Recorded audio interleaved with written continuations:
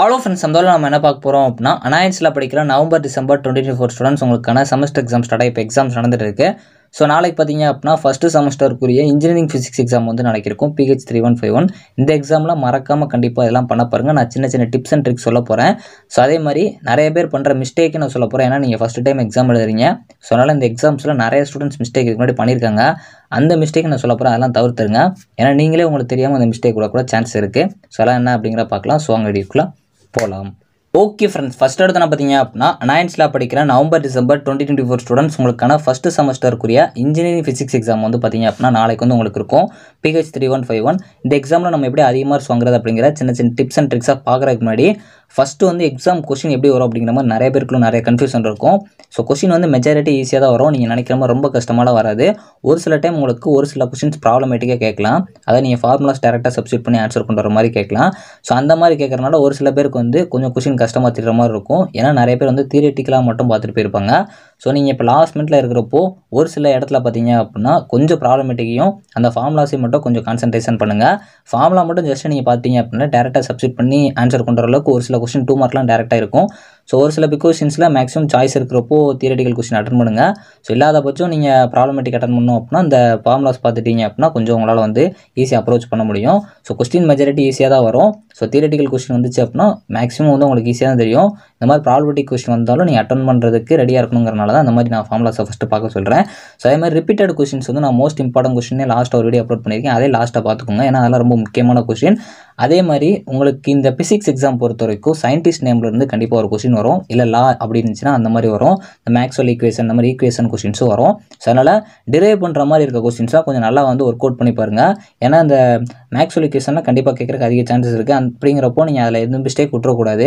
So அதனால் எங்கனாலாம் வந்து உங்களால் கரெக்டாக வந்து ஸ்டெப் வைஸாக கொண்டு போக முடியுமோ அந்த மாதிரி கொண்டு போயிருங்க. சப்போஸ் ஒரு சில இடத்துல உங்களுக்கு கன்ஃபியூஸ் பண்ணலாம். இப்போ லாஸ்ட் மினிட்ல பார்க்குறப்போ உங்களுக்கு அந்த கன்ஃபியூஷன் பார்த்துட்டே இருந்தீங்க அப்படின்னா கூட கொஞ்சம் குழப்பிடும். அதனால் அந்த ஸ்டெப்பை டோட்டலாக அவாய்ட் பண்ணிவிட்டு அடுத்த ஸ்டெப் இருங்க. அதாவது லாஸ்ட் ஸ்டெப்பில் ஆன்சர் கண்டிப்பாக உங்களுக்கு முக்கியம். அதனால் அந்த ஆன்சரை கரெக்டாக கொண்டு வர மாதிரி பார்த்து வச்சுக்கோங்க. ஸ்டெப் வைஸாக கொண்டு போகிற மாதிரி பார்த்து வச்சுக்கோங்க. ரொம்ப ரொம்ப முக்கியமான ஒன்று. பேப்பர் ப்ரெசன்டேஷன் நல்லா பண்ண பாருங்கள். இப்போ ஃபிசிக்ஸ் எக்ஸாம் அப்படிங்கிறப்போ ஸோ உங்களுக்கு ஏதாச்சும் டயராம் வந்துச்சு அப்படின்னா நீங்கள் டயராம் போடலாம். ஒரு கொஷின் இருக்குது அப்படின்னா அதோட டெஃபனிஷனை ஃபஸ்ட்டு கொடுத்துட்டு நீங்கள் அதுக்கு கரெக்டாக அவங்க என்ன கேட்டுருக்காங்களோ அதை டிஃபைன் பண்ணிவிட்டு லாஸ்ட் ஒரு எக்ஸாம்பிள் கொடுத்தீங்க அப்படின்னா நீட்டாக இருக்கும். சம்டைம்ஸ் நீங்களே அடிஷ்னலாக வந்து ஏதாச்சும் வந்து அந்த இது வந்து உங்களுக்கு ரியல் டைமில் எங்கே யூஸ் பண்ணுறாங்க அப்படிங்கிறதையும் கண்டென்ட்டாக கொடுத்தீங்க அப்படின்னா பார்க்க நீட்டாக இருக்கும். ரிப்பீட்டட் கொஸ்டின்ஸை கொஞ்சம் நல்லா வந்து தரவு பண்ணிடுங்க. லாஸ்ட் மினிட்ல பார்க்குறப்போ எந்த டாபிக்ஸ் அவாய்ட் பண்ணிடுறாங்க. முடிஞ்சளவு வந்து எல்லா யூனிட்ஸையும் கவர் பண்ணுற மாதிரி ஜஸ்ட் மேலோட்டமானாலும் கரெக்டாக பார்த்து வச்சுக்கோங்க. ஏதாச்சும் டைப்ஸ் இருந்துச்சு அப்படின்னா டைப்ஸ் பார்த்து வச்சுக்கோங்க. அதே மாதிரி ஃபார்முலாஸ் இருந்துச்சு அப்படின்னா ஃபார்முலாஸ் பார்த்துக்கோங்க. அட்வான்டேஜஸ் டிஸ்அட்வான்டேஜஸ் இருந்துச்சுன்னா அதெல்லாம் நல்லா பார்த்துக்கோங்க. ஸோ இதெல்லாம் நீங்கள் வந்து ஒரு பக்கம் இருந்தாலும் நிறைய பேர் பண்ணுற மிஸ்டேக் என்னென்னு பார்த்தீங்க அப்படின்னா ஃப்ரண்ட் பேஜில் டிக் பண்ணணும். அது ரொம்ப முக்கியமான ஒன்று. ஃப்ரண்ட் பேஜில் அடித்து வந்து எழுதுறாங்க. அதாவது உங்கள் ஆன்சர் ஸ்கிரிப்டில் எங்கேயுமே வந்து ஸ்ட்ரைக் பண்ணி எழுதாங்க. ஃப்ரண்ட் ஷீட்டில் ரொம்ப ரொம்ப முக்கியம். ஒயிட்னர் போட்டுறாங்க. அந்த ரெஜிஸ்டர் நம்பரும் சப்ஜெக்ட் கூட கண்டிப்பாக தெளிவாக கரெக்டாக எழுத பாருங்கள். அதே மாதிரி நீங்கள் உள்ளே என்ன கொஸ்டின் எழுதுறீங்களோ அதை ஃப்ரண்ட்லேயே டிக் பண்ண பாருங்கள். இது எதுக்கு நான் சொல்கிறேன் அப்படின்னா உங்களுக்கு முன்னாடி படித்த அந்த 3 பேட்சுமே பார்த்தீங்க அப்படின்னா அதாவது ரெகுலேஷன் 2020 3 செட் இருப்பீங்க. நீங்கள் தான் லாஸ்ட்டு செட்டு. ஸோ இவங்க எல்லாருமே பார்த்தீங்க அப்படின்னா சம்டைம்ஸ் இந்த இடத்துல மிஸ்டேக் பண்ணுவாங்க. இந்த ஃப்ரண்ட் சைடில் மிஸ்டேக் ஆயிடுச்சு அப்படின்னா உங்களுக்கு ரிசல்ட் அப்போ WH அந்த மாதிரி தான் உங்களுக்கு ரிசல்ட் வரும். ஸோ இதை பற்றி உங்களுக்கு தெரில அப்படின்னாலும் நம்ம சேனல் WH கோட் பற்றி நான் வீடியோஸ் போட்டிருக்கேன். அதை பார்த்தீங்க அப்படின்னா தெரியும். ரிசல்ட் வந்து உங்களுக்கு மார்க்ஸ் வந்து பப்ளிஷ் ஆகாமல் WHன்னு வரும். அதுக்கப்புறம் உங்களுக்கு ரொம்ப லேட்டாக தான் கொஞ்சம் ரிசல்ட் பப்ளிஷ் ஆகிற மாதிரி இருக்கும். ஸோ அதனால் மேக்ஸிமம் வந்து ஃப்ரண்ட் சீட்டை ஃபில் பண்ணுறதுல கொஞ்சம் கவனமாக வந்து இருக்க பாருங்கள். கொஸ்டின் மெஜாரிட்டியாக நீங்கள் படித்த கொஸ்டின் தான் வரும். அந்த கொஸ்டினை கரெக்டாக வந்து அட்டன் பண்ண பாருங்கள். சம்டைம்ஸ் உங்களுக்கு தெரிஞ்ச கொஸ்டின் தான் இருக்கும். நீங்கள் அவசரத்தில் தெரிஞ்ச கொஸ்டின் தான் சொல்லிட்டு இப்போ 11னா 11 நம்பர் போடாமல் அப்படியே வந்து எழுதிருவீங்க. சம்டைம்ஸ் 11 எழுதிருப்பீங்க. ஆனால் 11 மட்டும் தான் போட்டிருப்பீங்க. கொஸ்டின் நம்பரை கரெக்டாக போட பாருங்கள். ஒரு கொஸ்டின் முடிஞ்சு அப்படின்னா அண்டர்லைன் பண்ணிடுங்க. அடுத்த கொஸ்டின் போயிருங்க. முடிஞ்சளவு வந்து எந்த ஒரு கொஸ்டினையும் அப்படியே பாதியாக விட்டு அடுத்த கொஸ்டின் போவீங்க. உங்களுக்கு எந்த கொஸ்டின் தெரியுமோ அந்த கொஸ்டினை கான்ஃபிடென்ட்டாக ஃபஸ்ட் அட்டன் பண்ண பாருங்கள். சப்போஸ் உங்களுக்கு 5th கொஸ்டின் தான் தெரியும், அதாவது பிக் கொஸ்டினில் 5வது கொஸ்டின் தெரியும் அப்படின்னா அதை ஃபஸ்ட்டு கூட நீங்கள் டேரெக்டாக எழுதலாம். ஸோ உங்களுக்கு எந்த கொஸ்டின் தெரியுமோ அந்த கொஸ்டினை நீங்கள் ஃபஸ்ட் அட்டன் பண்ண பாருங்கள். அதாவது 2 மார்க் எழுதுறதுக்குன்னு தனியாக பேஜ் இருக்கும். அதுக்கப்புறம் நீங்கள் பிக் கொஸ்டின் அட்டன் பண்ணுறப்போ ஃபஸ்ட்டு 11th கொஸ்டின் அட்டன் பண்ணணும். இல்லை நீங்கள் 5th கொஸ்டினை கூட அட்டன் பண்ணலாம். மாற்றி அட்டன் பண்ணாலும் உங்களுக்கு கரெக்டாக தெரிஞ்ச கொஸ்டினை கிளியராக வந்து அட்டன் பண்ண பாருங்கள். ப்ரெசன்டேஷன் ரொம்ப முக்கியமான ஒன்று. மற்ற பேப்பருக்கு உங்கள் பேப்பர் வந்து கொஞ்சம் நீட்டாக இருக்கணும். கரெக்டாக வந்து ஹெட்டிங்ஸ்லாம் கொடுத்து கரெக்டாக எழுத பாருங்கள். ரொம்ப வளவளன்னு எழுதாங்க. பார்க்குறதுக்கு நீட்டாக உங்கள் பேப்பர் இருக்கணும். கண்டென்ட் அப்படியே பார்த்த உடனே அவங்களை அட்ராக்ட் பண்ணுற மாதிரி இருக்கணும். அதனால் கரெக்டாக அந்த ஃபார்முலாஸ்லாம் இருந்துச்சு அப்படின்னா அதை பாக்ஸ் போட்டு காட்டுங்க. முடிஞ்சாலும் பேஜஸ் நிறையா கொண்டு போய் பாருங்க. அதுக்காக வந்து வளவளன்னு தேவையில்லாத கான்செப்டில் எழுத பார்க்காங்க. என்ன கொடுத்துருக்காங்களோ என்ன கேட்டிருக்காங்களோ அதை மட்டும் கரெக்டாக வந்து எழுத பாருங்கள்.